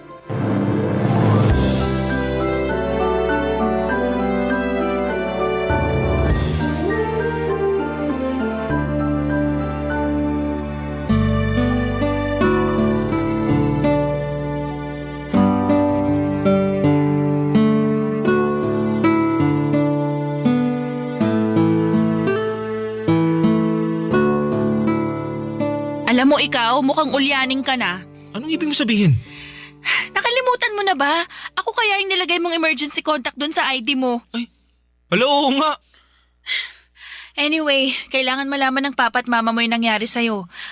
Sandali, ako na nga bahala. Tatawagan ko na lang. Kay, wag! Oh, bakit? Please, nakikiusap ako sa'yo. Please lang oh. Wag mo nang tawagan si na mama at papa. Bakit naman? Ayoko na sila mag-alala pa eh. Alam mo naman yung mga yun. Sigurado ako magpapanik yung mga yun kapag nalaman nila kung ano yung nangyari sa akin. Kaloka naman, David, oh. Kapag nakauwi ka na sa inyo, sigurado akong magsasaklay ka at malalaman din ng mga magulang mo yung nangyari sa'yo. Kaya habang maaga pa, mas mainam na sabihin natin sa kanila yung nangyari. Oo nga, pero ayokong makita nila ako dito sa ospital. Kaya parang awa mo na. Ha? Bigyan mo na sa akin to. Ako na magpapaliwanag sa kanila kapag nakalabas na ako dito. Oh, siya. Sige na nga. Kung ano yung makakapagbigay sa'yo ng peace of mind, sige na, doon na ako. Salamat ah. Tsaka thank you din kasi pinuntahan mo ako dito. Sus, kau talaga, para ka namang others. Maliit na bagay lang naman eh. Siyempre, pupuntahan kita dito kasi alam ko naman na kung mangyayari sa akin yung nangyari sa'yo, hindi ka rin naman magdadalawang isip na puntahan ako, di ba? Siyempre naman. Solid nga tayo, di ba?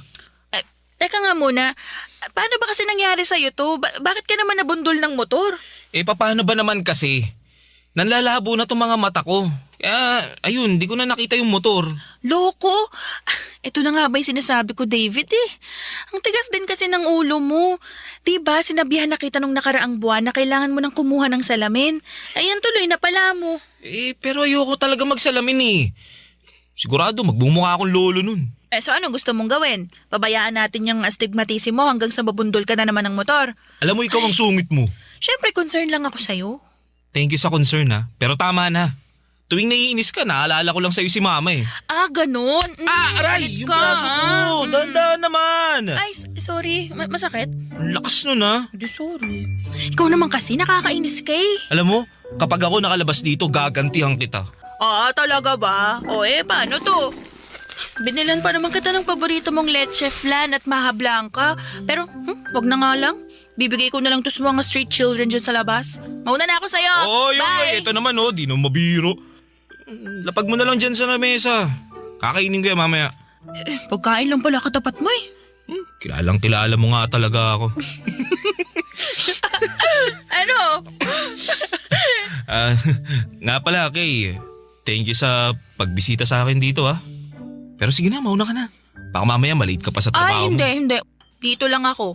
Sasamahan kita hanggang sa gumaling ka. Ha? Ano ibig mo sabihin? Nagpaalam na ako kay boss na magli-leave ako ng 1 linggo para mabantayan at maasikaso kita. Ba't mo naman ginawa yun?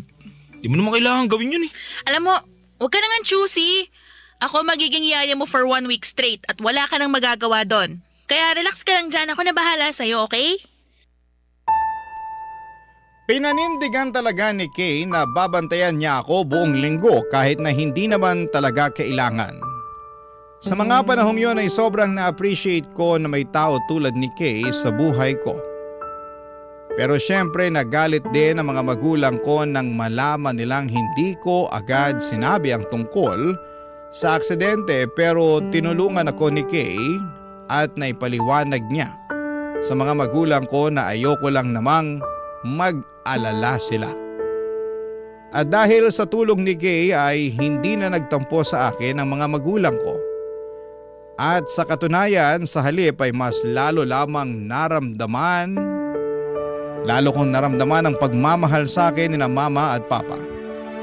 At aaminin ko din po sa inyo, Papa Dudut, na habang tumatagal ay mas lalong nahuhulog ang loob ko kay Kay. Hindi ko maintindihan kung bakit ngayon ko lang naramdaman ang mga ito sa tagal na naming magkaibigan. Pero siguro ganon talaga ang pag-ibig. Hindi mo malalaman kung kailan ka tatamaan. Bigla na lamang itong darating at tatamaan ito ang puso mo nang hindi mo inaasahan. Hanggang sa isang araw habang magkausap kami ni Kay sa telepono, isang bagay ang bigla na lamang sumambulat sa akin, Papa Dudut.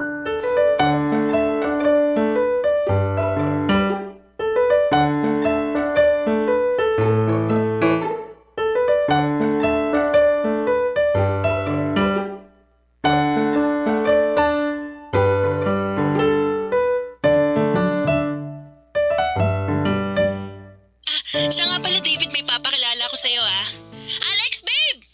Halika dito, papakilala kita kay David. Yung Saglit lang. Ano? May boyfriend ka na? Oo, alam kong biglaan pero wala eh, marupok tong friend mo eh. Actually, naging kami ni Alex nung nakaraang buwan pa. Ha? Ba't di mo naman agad sinabi sa akin? Eh, sorry na. Pero ngayon lang talaga ako nagkaroon ng lakas ng loob na sabihin yung tungkol sa amin ni Alex. May feeling kasi ako na magtatampo ka sa akin kapag nalaman mo yung tungkol sa amin eh. Paano mo naman nasabi yun? Eh, kasi matagal na tayo mag-best friend at baka magtampo ka kasi makahati na yung oras ko sa'yo tsaka kay Alex. Ano ka ba naman? Oy Brad, nabalitaan ko yung nangyari sa'yo. Kumusta ka na? Eto, ayos lang. Salamat. Pero 1 week ka din binantayan ng jowa ko, di ba? Siguro magaling ka na naman ngayon, di ba? Kailangan mo pa ba ng yaya? Mahikilala ako. Nga pala, lubos-lubusin mo na tong video call niya sa'yo ha, kasi sosolohin ko na siya mamaya. Alam mo ikaw, nagpapakyut ka na naman sa akin eh. Pero cute naman talaga ako, di ba? Ay naku, ewan ko sa'yo. I love you. Love you too, doon ka na nga muna. O sige. O paano yan, Brad? Sa susunod, tumingin ka sa kaliwa at sa kanan bago ka tumawid ng kalsada, ha? Ang cute niya, no? Andyan pa ba si Alex? Wala, ayun, kapapasok lang ng CR. Bakit? May itatanong ako sa'yo eh. Pero wag ka sana magalit ha. Sige, ano ba yun? Sigurado ka na ba talaga dyan sa boyfriend mo? Wala naman siya, bakit mo naman natanong yan? Ewan ko, pero... Pero ano? Ewan, nayayabangan ako dyan sa jowa mo eh. Alam mo ikaw, hindi ka pa rin talaga nagbabago, no? Noon pa man sobrang judgmental mo na. Seryoso ko. Masama yung kutob ko dyan sa boyfriend mo na yan. Alam ko na kung bakit ka nayayabangan kay Alex. Dahil siguro dun sa sinabi niya na cute siya, no? Yung ba yun? Siguro. Basta, hindi ko mapaliwanag eh. Hindi mo maipaliwanag kasi wala naman talagang basehan yung mga pinagsasasabi mo. Puro ka duda at hinala. Alam mo, kapag nakita na kayo ni Alex sa personal, sigurado ako magbabago din yung tingin mo sa kanya. Uy babe, di ka pa ba tapos dyan? Halika na nga dito. Tapusin mo na nga yan. Kanina ka pa dyan eh. Uy, so paano? Alis na muna ako ha. Tawagan na lang kita soon. Ha? Sige. Basta kung kailangan mo ng karamay o makakausap ha. Nandito lang ako palagi para sa'yo. Ay sus. Napakadrama mo talaga, no? Pero thank you. Best friend talaga kita, no? O sige na, papatayin ko na tong tawag. Ingat ka dyan. Sige, ikaw din. Ingat ka. Bye! Babe, di ka pa ba tapos dyan? Lakas ng hangin mo. Kala mo naman kagwapuhan ka. Di ko maintindihan kung ano nakita sa'yo ni Kay at nagustuhan ka niya eh. Makakain na nga lang. Bad trip. Aaminin ko po sa inyo na sobrang inis na inis ako kay Alex noong araw na yon. Ramdam ko yung hiyabang niya sa video call, yung tipong parang nangaasar. At nararamdaman ko rin na parang ayaw niya sa akin. O baka nga tama si Kay na baka hinuhusgahan ko lamang si Alex nang wala sa lugar. Pero sa kabila ng lahat ng yon ay isang bagay ang malinaw sa akin. Mahal na mahal ko na si Kay at gusto ko na sanang iparamdam sa kanya yung totoong nararamdaman ko. Kaso torpe ako, Papa Dudut. At bago ko pa man masabi ang tunay ko na nararamdaman ay naunahan ako ng asungot na si Alex. Kaya ng mga panahong yun ay sinabi ko na lamang sa sarili ko na magpaparaya muna ako kahit na hindi ko gusto at kahit na masakit. Pero ginawa ko yon dahil mahal na mahal ko si Kay. At kahit papaano ay gusto ko pa rin naman siyang maging masaya. Kahit nasa piling siya ng ibang tao. Barangay Love Stories. Barangay Love Stories. Papadudot noon ay maayos pang naging samahan namin ni Kay. Palagi pa kaming nag-uusap sa trabaho at nagkwekwentuhan sa telepono tungkol sa mga pangarap at plano namin sa buhay. Kahit na asar na ako sa jowa ni Kay na si Alex, ay natutunan ko na rin na tanggapin na siya na talaga ang mahal ni Kay.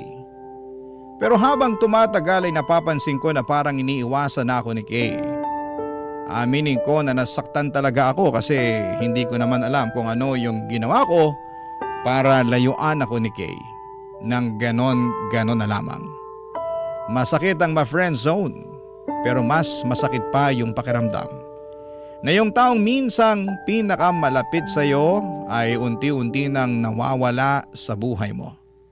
Doon ko na naisip na kailangan kong gawin ang lahat para maibalik at masalba ang pagkakaibigan namin ni Kay Papadudot bago siya tuluyang mawala sa akin.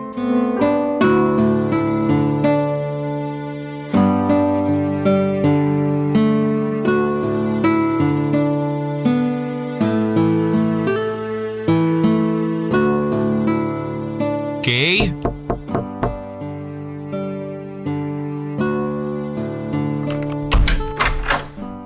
David, anong ginagawa mo dito? Ha? Bakit? Bawal na ba akong bumisita ngayon? Hindi naman sa ganun, pero please lang, nakikiusap ako sa'yo. Umalis ka na muna. Huwag ngayon, parang awa mo na. Sandali nga lang. Bakit ba nagkakaganyan ka, ha? May problema ba? Pwede ba? Sumunod ka na lang. Papunta na dito si Alex. Uy, ano naman ngayon? Kilala niya naman ako, ha? David, tatapatin na kita. Ayaw ka ng jowa ko. Yun na nga ba sinasabi ko eh. Siya ba ang dahilan kung bakit mo ako iniiwasan? Oo. Pero bakit? Kasi pinagseselosan ka ni Alex. Pero Kay, alam mo naman sa sarili mo na wala tayong ginagawang masama.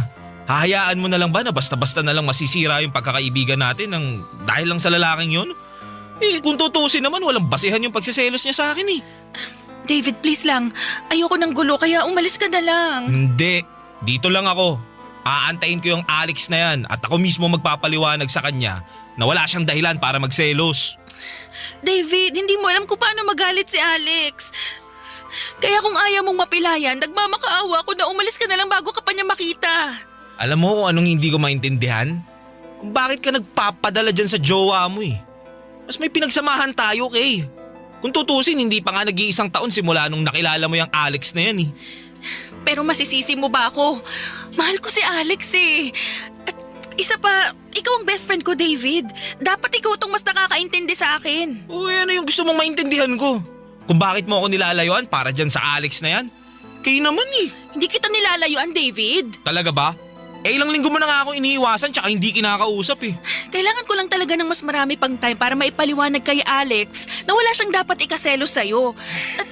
At kapag nangyari yun, pinapangako ko sa'yo na babalik na yung dating sigla ng friendship natin. Kaya nga ako na yung kakausap dyan sa jowa mo. Para hindi ka na mahirapan.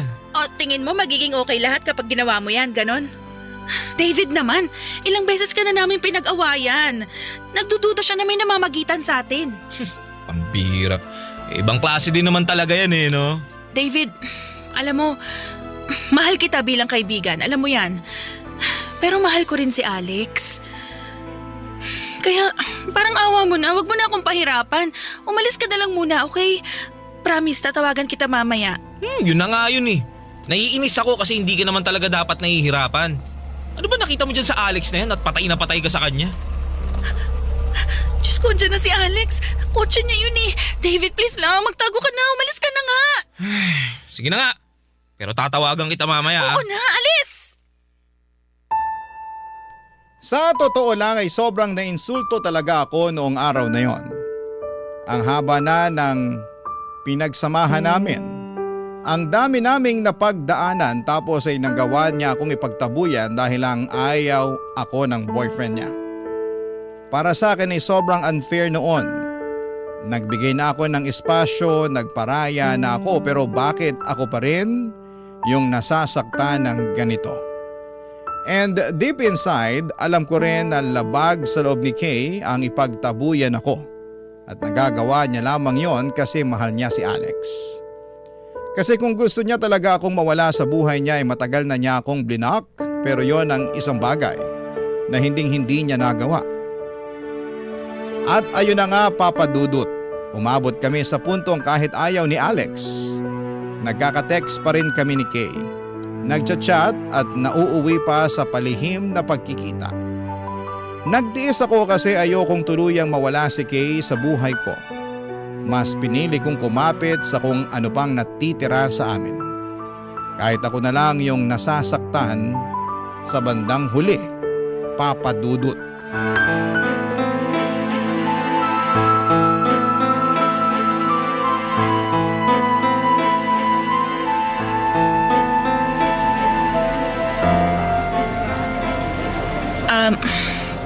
David, sana huwag kang magalit ha, pero linak na muna kita sa social media. Ano? Bakit mo naman ginawa yun? Hiningi na kasi ni Alex yung password ko sa mga account ko eh. Binigay mo naman.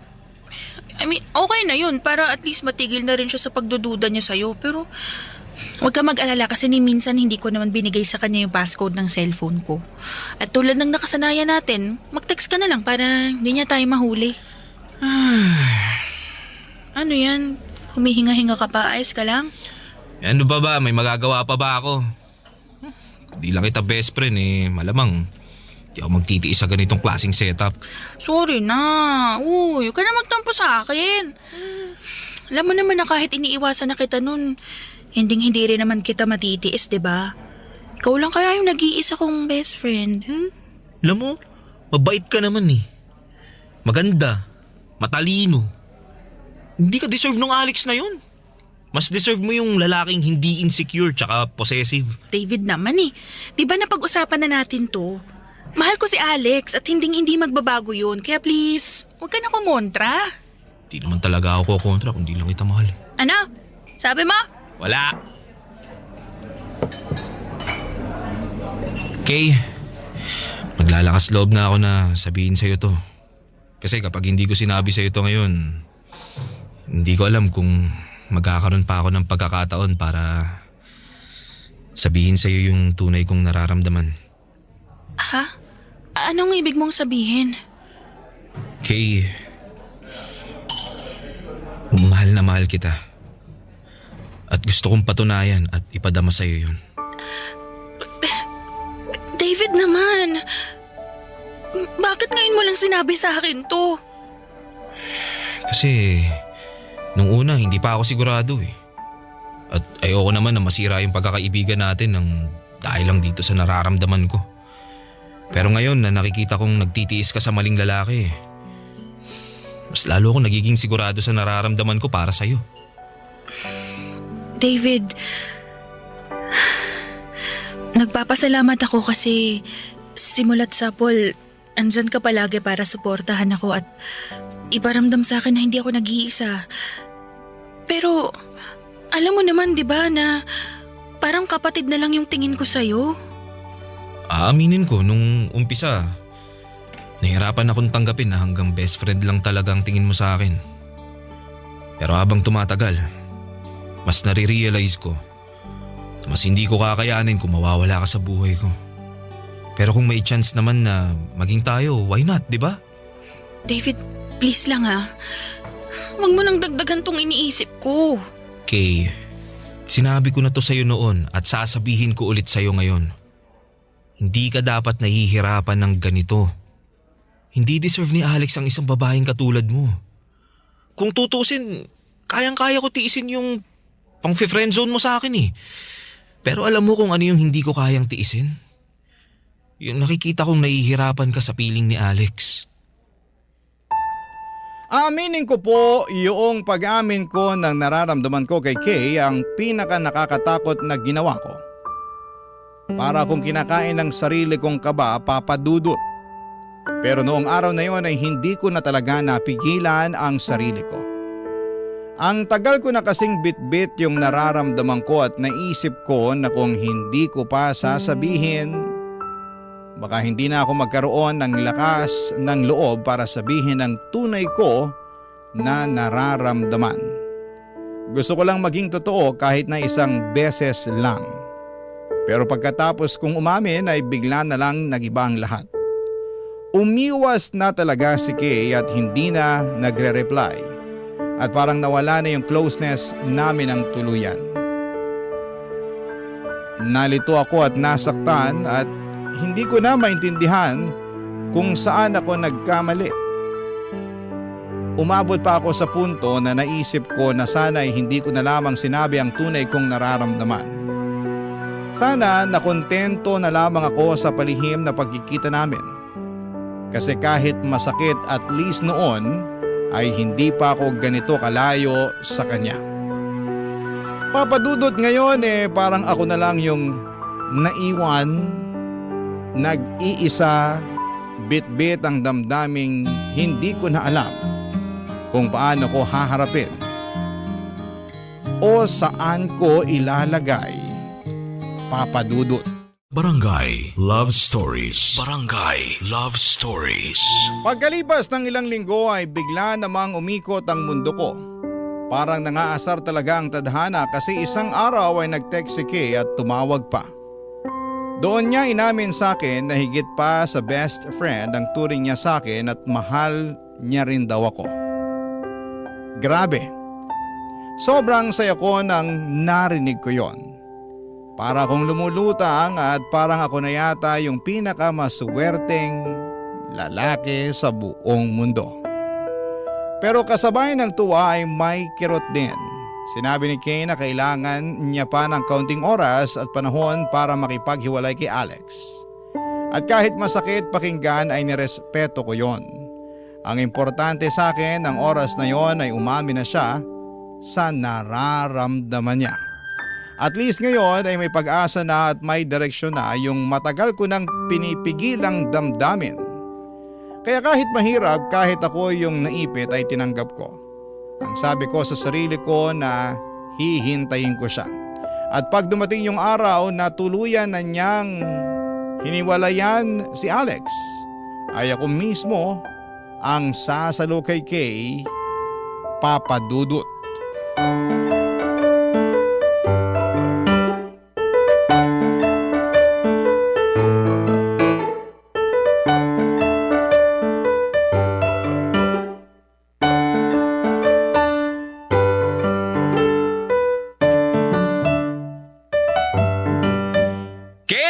Dito! David, kanina ka pa ba nag-aantay? Nako, hindi naman no. Kakarating ko nga lang dito sa park eh. Kung ganun, bakit ka pinagpapawisan? Wala to. Alam mo naman, pawisin ako, di ba? Nga pala, alam ba ni Alex na nandito ka ngayon? Syempre hindi. Ano bang klaseng tanong yan? Sinabi ko sa kanya na mag-overtime ako sa trabaho ngayon, kaya wag ka na mag-alala dyan, okay? Sige, sabi mo eh. Gusto mo na bang kumain? Sagot kita. Mamaya na lang, di pa naman ako nagugutom eh. Pero magsabi ka lang kung nagugutom ka na ha. Sige po. Nga pala, Kay, totoo ba yung sinabi mo sa akin na mahal mo na rin ako?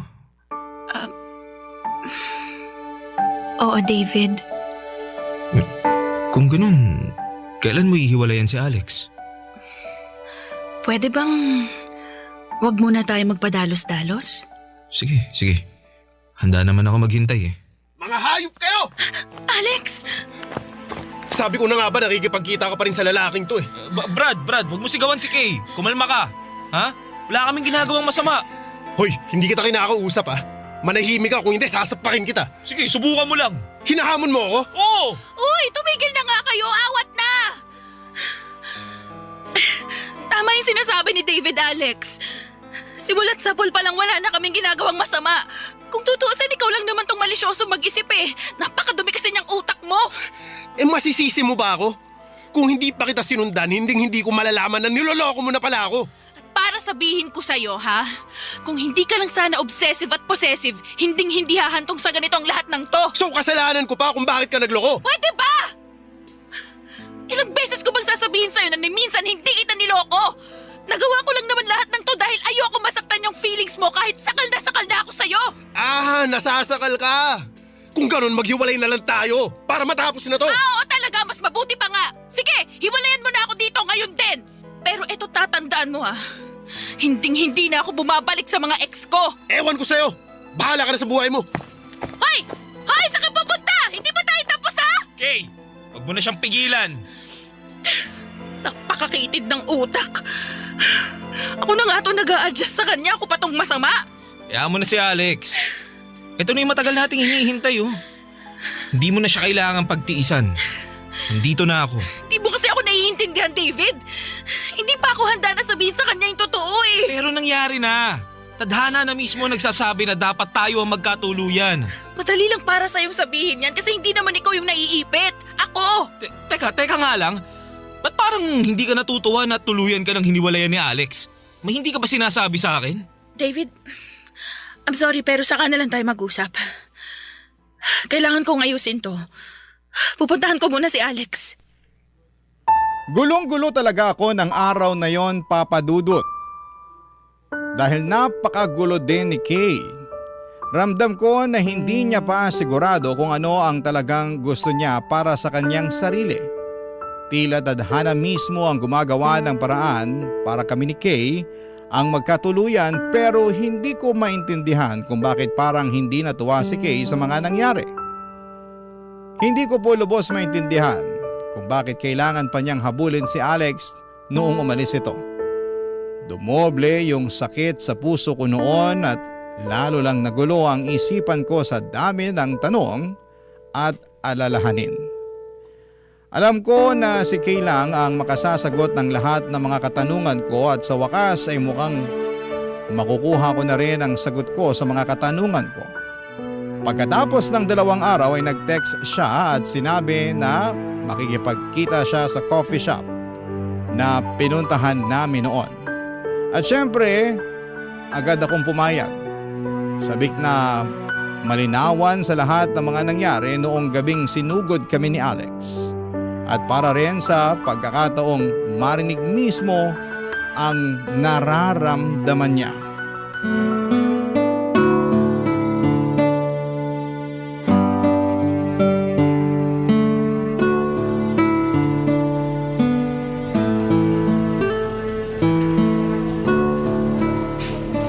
David, ano kasi, kami na ulit ni Alex. Ha? Pero akala ko ba? Didiretsuhin na kita. Mahal ko pa rin si Alex. At ginagawa ko ng lahat para maayos yung relasyon namin. Ano? Pero akala ko ba ako yung mahal mo? Yun nga rin ang akala ko pero nagkamali ako. Napagtanto ko na gulong-gulo lang talaga ako sa nangyari sa amin ni Alex noong mga panahong yun. Kaya nasabi ko sa'yo na mahal na rin kita. Don't get me wrong, David. Minahal naman talaga kita pero bilang isang kapatid lang. Kay, hindi. Huwag mo naman ako sukuan. Maayos pa natin to. Please, Kay. At para sa ikatatahimik ng relasyon namin at sa ikatatahimik ng lahat, kailangan na rin kitang pakawalan, David. Sandali lang, ano? Bakit? Sabihin mo nga sa akin, gusto mo ba yung nangyayari sa atin ngayon na palagi lang tayong nagtatago? Gusto mo ba yung tipong wala tayong kalayaan tuwing nagkikita tayo? Kung ganun, yang si Alex ang pagsabihan mo, wag ako. Sana wag mo namang masamain tong sasabihin ko sa'yo pero mahal ko talaga si Alex at handa akong gawin ng lahat para sa kanya. Sigurado ka na ba dyan? I'm sorry pero oo, David, sigurado na ako. Kung yan ang magpapasaya sa'yo, sige. Magpaparaya ako. Tatanggapin ko ng buong puso yung desisyon mo. Pero may isa lang akong ipapakiusap sa'yo. Ano yun? Sana alagaan mo ang sarili mo. At sana magtira ka ng konting pagmamahal para sa sarili mo. Nire-respeto ko na ang desisyon mo at ang relasyon nyo. Masakit man pero kailangan. Salamat, David. Huwag ka mag-alala. Kahit kailangan na kitang layuan, hindi kita makakalimutan. Sa dinami-dami ba naman ng mga pinagdaanan natin di ba? Mabuti naman kung ganun. Sayang lang talaga, no? Kung nilakasan ko lang sana yung loob ko noon baka naging tayo pa. Siguro kung noon pa lang, sinabi ko na sa'yo yung totoong nararamdaman ko. Siguro, nabigyan mo na ako ng chance. David. Ito naman, biro lang. Huwag ka mag-alala. Didistansya na ako. Pero kung kailangan mo na makakausap, lagi mong tatandaan nandito lang ako bilang best friend mo. Salamat. Napagtanto ko na mahirap ma-friendzone. Pero mas mahirap at masakit pala yung mawalan ng best friend. Yung kaibigan na palaging nandyan sa saya at lungkot. Yung taong alam ang lahat ng kwento mo. Yung taong nakakaintindi na kaagad sa'yo kahit wala ka pang sinasabi. At para sa akin, ikaw yung kaibigan na yun. Pero para sa ikatatahimik nating lahat, lalayo na muna ako. Pagkatapos ng araw na yon ay tuluyan na akong dumistansya kay Kay para hindi na makagulo sa relasyon niya kay Alex. Nakikita ko pa rin si Kay sa workplace namin at nagkakakumustahan pa rin naman kami. Pero hindi na kasing sigla ng dati ang friendship namin. Wala namang kaming sama ng loob sa isa't isa. Pero nakatutok na kasi siya sa love life niya habang ako naman ay nakatutok sa trabaho ko. At okay lamang yon kasi iba-iba naman tayo ng priorities sa buhay. Siguro sa iba ay hindi maganda ang ending namin ni Kay at ganoon din ang iniisip ko noon. Pero habang tumatagal po, Papa Dudut, ay narealize ko na ang pagiging single pala ay may sarili ding kapayapaan. Mas nagagawa mo yung mga bagay na gusto mo nang hindi iniisip ang ibang tao. At mas may space ka rin para mag-isip kung ano talaga ang makabubuti sa buhay mo. Sa totoo lang, isa ito sa mga bagay na madalas ay nakakaligtaan o taken for granted ng nakakarami. Dito ko na po muna tatapusin ang kwento ko. Alam ko na maraming nangyari at masakit sa simula. Pero sa ngayon ay natutunan ko na rin tanggapin ang lahat. At sakali mang may mangyari sa hinaharap, makakaasa po kayo na susulat po ako sa inyo, Papa Dudut. Sa ngayon ay natutunan ko ng pahalagahan ang bawat araw, bawat karanasan, at bawat tao na naging bahagi ng buhay ko at tulad ng sinabi ko, masaya na rin ako sa katahimikan na meron ako sa ngayon. Ang inyong forever kapuso at kabarangay, David. Kwentuhan naman tayo dito sa comment section.